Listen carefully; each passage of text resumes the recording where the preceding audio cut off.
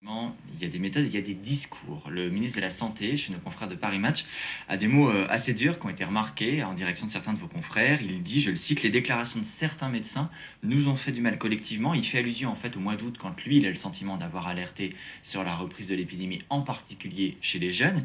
Et il dit, des médecins affirmaient à ce moment-là que c'était bien que les jeunes se contaminent pour atteindre une forme d'immunité. C'est irresponsable. Est-ce que certains de vos collègues ont été irresponsables?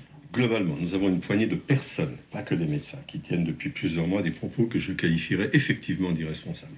On nous tend le micro depuis des mois maintenant. On a mis les médecins en première ligne, y compris dans les médias. C'est une lourde responsabilité. Et dans cette responsabilité, il y a un devoir d'honnêteté. C'est-à-dire de dire ce qui se passe à un instant donné, de dire ensuite si on s'est trompé, d'adapter notre discours et de ne jamais sombrer dans le complotisme.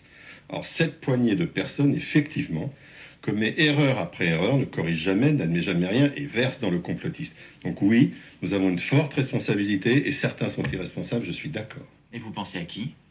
Alors vous en avez plusieurs qu'on connaît bien, hein, si vous voulez des noms, c'est simple, hein, c'est messieurs Perron, Toussaint, Toubiana et même notre professeur Didier Raoult qui commet erreur après erreur. Donc oui, nous avons une poignée de personnes qui effectivement devraient corriger ce qu'ils ont dit, dire aux Français très honnêtement quelle est la réalité du décor pour qu'on puisse aller dans la même direction. Parce qu'un des problèmes principaux que ça induit, c'est l'absence de confiance. Sans confiance, nous n'y arriverons pas. Alors ça a le mérite d'être clair.